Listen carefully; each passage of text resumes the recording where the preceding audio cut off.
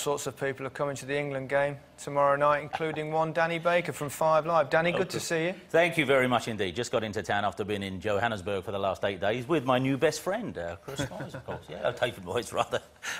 Yeah, we were with David about 6 days, and happily Jan Molby turned up so I could borrow someone's clothes after that. So, but it's been terrific up there. I've seen loads of games. Yeah, how have you enjoyed it?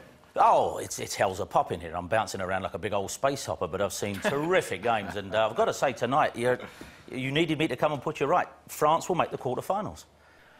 You know why? Listen, look here. No, listen. They're playing South Africa. Yeah. They're capable of getting 3 goals against South Africa. Yep. I don't think that there's going to be an arranged draw between Uruguay and Mexico. I think Mexico would like to beat Uruguay. Every goal they score against Uruguay brings their goal difference down. Every goal France score in South Africa brings theirs up. 4 points will take France through. The lashing they'll get tomorrow will make even those old boys think, you know what, let's do this one more time just for us. Have you been drinking? Not at all. Not at all. Not today. I was travelling. The World Cup is chaos, that's why. It's chaos. Yeah. And people forget that. Look at the Spain-Swiss game, which I enjoyed immensely, you know. Very unpredictable everywhere. Everywhere. Football is chaos. And I think there was one telling thing, though, at the end of that game. I don't know if you looked at it. Evra was captaining France, wasn't he? Yeah. The second the referee put that whistle to his lips, you watch it, he gets his armband, he catches up and tears it off. It's a really aggressive thing, and the French do like to make a statement. You see, the referee goes like that, he looks at him and goes...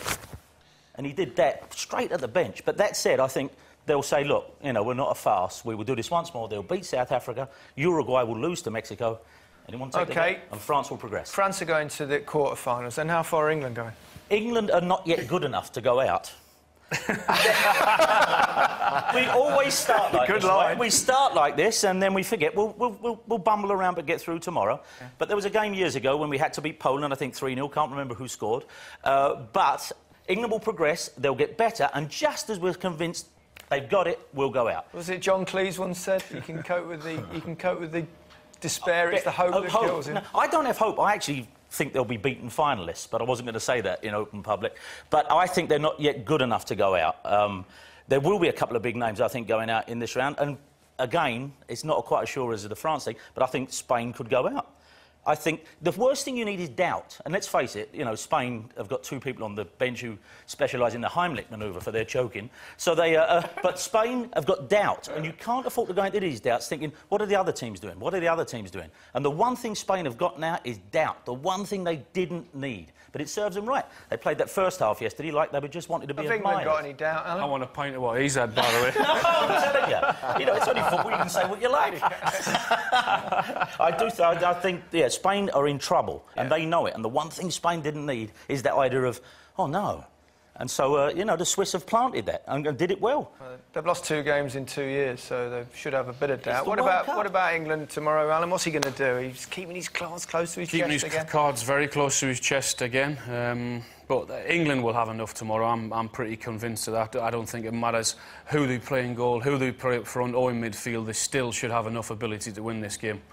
This is the team that, well, we're guessing at. I don't know why. It's... I know. We keep hearing whispers. We heard whispers before the first game. We were wrong. Yeah. He's the big one that's going to come back in. Gareth Barry, the manager's confirmed that he's going to play. Hopefully that'll free up Frank Lampard because he was a little bit subdued in the first game. If that's correct, then Heskey's up there with Wayne Rooney again. Roy, what do you think of... let's talk about the front two. Are you a Heskey man or not a Heskey man? He seems to divide opinion. I thought he did well in the first game, to be fair. I think that he... You know, players of his type, they provide a focal point for the attacks, and I think if you want to play someone just off him, you do need somebody who's going to be able to hold the ball up. I thought he did that rather well, and if they're now going to play Gerrard in that position, it will certainly create space for Ashley Cole to get forward, as long as Steven Gerrard himself, of course, is comfortable, you know, doing that job as a left-sided player, because unfortunately, even though you want him to come in when you're attacking, you also want him to go back out when you're not attacking, and that's the type of play which sometimes central midfield players are less happy to do. Are you a Heskey man? Yeah, I am. I think, you know, sometimes as a nation and certainly as a media, we know they're all too busy to have an autopsy before anyone's produced a body. And we're doing it again after 1 game.